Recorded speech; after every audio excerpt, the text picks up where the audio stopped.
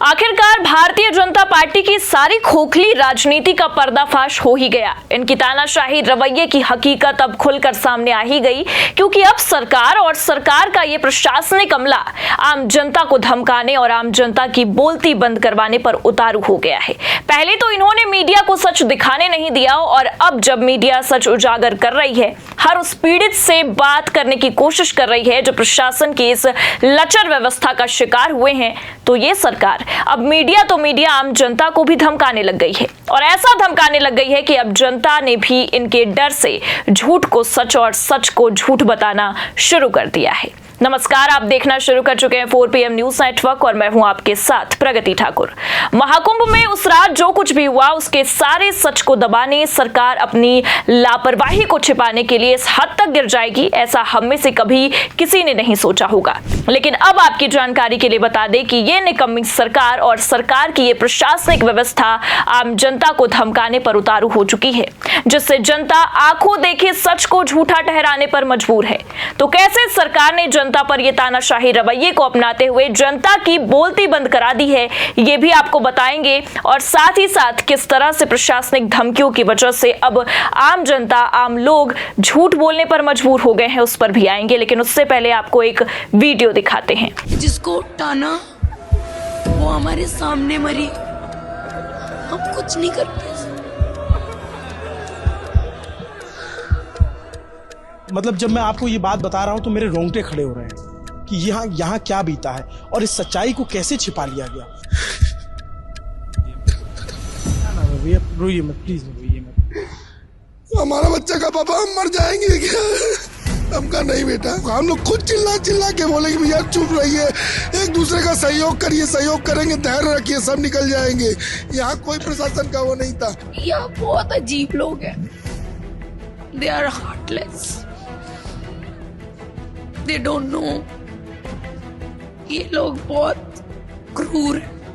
वो लिटरली ऐसे पड़े थे जैसे ऐसे कुछ गार्बेज, और वो उनकी बॉडी थी। ये मलबे में ऐसे लोगों को ऐसे उठा के, अच्छा ये लाश है, इसके ऊपर से मत जाओ, यहाँ पे बॉडी है, इसके ऊपर से मत जाओ। हम करंट जब लगेगा हम मर जाएंगे। टावर पे से ये यहाँ पर पूरी पब्लिक, ये देखिए ऊपर कुछ लोग तो ऊपर से नीचे गिर गए। समझ लीजिए हम लोग अपने बच्चों को लेके ऐसे खड़े थे। शास्त्री भी यहाँ तो मीडिया थी नहीं, सब संगम पे थी। इस सच को छिपाया गया जो नेहा बता रही है, जो यहाँ के लोग बता रहे हैं। मैं पहुंच गया हूँ तो मेरे कैमरे पे दर्ज हो गया है। सुबह 6 बजे या 7 बजे, 8 बजे, 10 बजे कोई आएगा तो यहाँ पे सब साफ रहेगा। आज मैं हूँ यहाँ, मैं नहीं रहती, मैं दिखती नहीं। जैसे वो लोग पड़े हुए थे शव काउंट बॉडी, मैं भी बॉडी होती।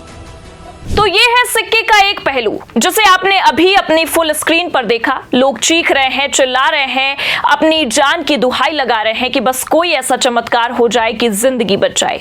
लेकिन फिर भी एक भी प्रशासनिक अमला आपको उनकी जिंदगी बचाता नजर नहीं आएगा। लेकिन वीडियो में आपको एक लड़की जरूर दिख रही होगी। लड़की का नाम है नेहा ओझा, जिसने संगम न्यूज के अलावा झूसी पर हुए घटनाक्रम की सही जानकारी दी। लेकिन ये सच बोलना, सरकार से लेकर प्रशासन की इस लापरवाही, इस निकम्मेपन को उजागर करना आज उस पर ही इतना भारी पड़ जाएगा, उसने अपने सपने में भी नहीं सोचा होगा। लेकिन अब ये हकीकत में हो रहा है। आपको हमने सिक्के का एक पहलू दिखाया, जिसमें जो तस्वीरें दिख रही हैं, जो चीखें सुनाई दे रही हैं, और नेहा के साथ साथ कुछ लोगों ने जो बातें बताई हैं, उससे सरकार की लापरवाही और सारी व्यवस्थाओं की पोल पट्टी खुल रही है। लेकिन अब हम आपको सिक्के का दूसरा पहलू भी दिखाते हैं। आप पहले ये वीडियो देखिए। प्रशासन ने अपना 100 नहीं 110% दिया। 7-8 ट्रक जो है कपड़े लाते, ऐसा कुछ नहीं है सर। ये सब मीडिया हाउस की तरफ से अलग-अलग मीडिया हाउस अलग-अलग दावा करते हैं, ऐसा कुछ नहीं। तो वो लड़की कौन थी जो बता रही थी कि टेम्परेरी हम लोग रोज स्कूल कॉलेजेस के लड़के आ जाते हैं जो 300-400 रुपए लेते हैं, दिन में काम करते चले जाते हैं, लेकिन मैनेजमेंट हम लोगों का किस दबाव में आके उसने कैसे बोला, ये तो वही बता सकती है। आपकी दुकान में कोई ऐसी घटना तोड़ या कुछ नुकसान आपके सामने सर, आप फ्रेंड से भी बना लो भाई, अब दिखाओ मुझे, कुछ तो टूटा दिखाओगे अगर तोड़। तो जैसा कि आपने वीडियो में देखा, ये वही हल्दीराम का स्टोर है, जिसे देखकर ऐसा लग रहा है कि वहां तो कुछ हुआ ही नहीं है। जो कुछ भी हमने उस वीडियो या उस तस्वीरों में देखा, वो तो सारा का सारा झूठ था। और जिस तरह से ये लोग दावे भी कर रहे हैं, उसमें तो सिक्के का पहला पहलू ही झूठा नजर आ रहा है और इनकी बातें सच्ची। लेकिन सवाल तो ये भी उठता है कि क्या नेहा के वो आंसू झूठे थे? क्या जो चीखें हमने उस वीडियो में सुनी वो झूठी थी? क्योंकि इन नए लोगों ने तो एक पल में नेहा की तुलना 300 रुपए के मजदूर से कर दी है। जी हाँ, देखिए सोशल मीडिया हैंडल एक्स पर यह वीडियो शेयर किया गया है और शेयर करते हुए ऊपर कैप्शन में साफ साफ लिखा हुआ है, ये हल्दीराम का स्टोर तो याद ही होगा। हम सभी ने नेहा नाम की लड़की की बातें भी सुनी जिसने बताया कि हादसे के समय क्या हालात थे। अब उसी स्टोर के दूसरे लोगों को सुनिए जिन्होंने नेहा को दिहाड़ी मजदूर बता दिया है। पुराना स्टाफ हटा दिया गया है। सोचिए सत्ता का दबाव क्या होता है। तो ये है असली सच। इसलिए खबर की शुरुआत में ही हमने आपको सिक्के के दोनों पहलू दिखा दिए, एक जिसमें सरकार की सच्चाई बताने की क्षमता जनता में होती है और दूसरा पहलू जहां सरकारी दबाव में आकर सच को भी झूठ बोलने के लिए मजबूर होना पड़ता है। तो ये है भारतीय जनता पार्टी की खोखली सच्चाई। और इतना ही नहीं, आपको ये भी बता दें कि ये वही हल्दीराम स्टोर है जो घटना के दौरान, भगदड़ के दौरान तहस नहस हो चुका था। तस्वीरों और वीडियो में आपने साफ साफ देखा भी कि क्या हालात हो चुके थे, पूरे दुकान की क्या स्थिति थी। लेकिन अब तस्वीरें बिल्कुल भी उसके उलट है और सरकारी तंत्र ने दुकान के हालातों को ऐसे सुधार दिया है मानो कि यहाँ कुछ हुआ ही नहीं था। लेकिन सवाल यहाँ ये भी उठता है कि आखिर सच को छिपाने के लिए किन सबूतों को मिटाने की कोशिश की जा रही है, कितनों की बोलती बंद करवाई जा रही है। पत्रकारों को तो पहले ही इन सरकारी तंत्र ने कहीं का नहीं छोड़ा है, सच दिखाने की हिम्मत नहीं है इनकी मीडिया तंत्र में। और अगर फिर भी कोई सच दिखाने की हिम्मत करता है तो ये गिरफ्तारी करने तक उतारू हो जाते हैं। सब आंकड़ों को छिपा, हाथ पकड़ रहा मेरा, हाथ पकड़ रहा, मैं कैमरे में हाथ मांग रहे हैं। अपना परिचय बताइए, अरेस्ट करो, अपना परिचय बताइए, अरेस्ट करिए मुझे, मुझे अरेस्ट करिए, दरोगा नहीं, मुझे अरेस्ट करिए, अरेस्ट करिए, अरेस्ट करिए। तो ये है डबल इंजन की सरकार में पत्रकारों का हाल, जहां सच दिखाने की अगर किसी ने हिम्मत भी कर ली तो वो इनकी गिरफ्तारी तक पर उतारू हो जाते हैं। ये पूरा का पूरा भाजपाई तंत्र और इनकी ये प्रशासनिक व्यवस्था सच को छिपाने में लगी हुई है।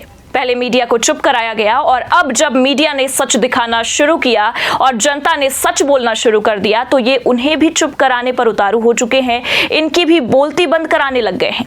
लेकिन अब सवाल ये उठता है कि हल्दीराम स्टोर से जो वीडियो 30 जनवरी को निकलकर सामने आया, जो विभागीय नाकामी की सच्चाई खुली, नेहा ओझा ने कैमरे के सामने रोकर सरकार की नाकामी को जो उजागर किया, क्या अब नेहा को उसकी सजा मिल रही है? जी हाँ, क्योंकि पहले तो जो नए स्टाफ स्टोर पर लगाए गए वो नेहा को दिहाड़ी मजदूर तक बता रहे हैं और अब नेहा उस दिन के बाद से अचानक गायब हो गई है। क्या सच बताना भाजपाई शासन में गुनाह हो चुका है? क्या ये भाजपाई तंत्र इन सच को दबाने के लिए इस हद तक गिर जाएगा कि जनता को भी धमकाने पर उतारू हो जाएगा? क्या किसी की मौत से ज्यादा जरूरी इन भाजपाइयों की सत्ता है?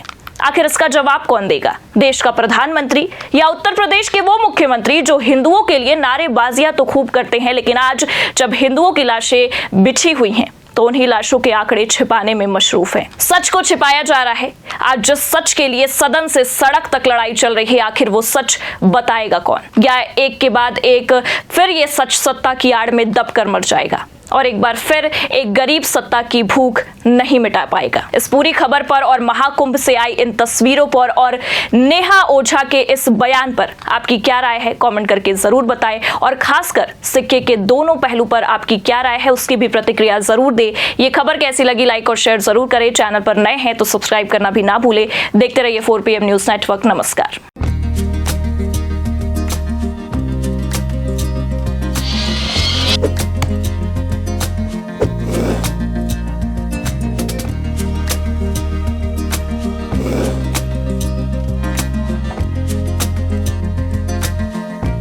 है।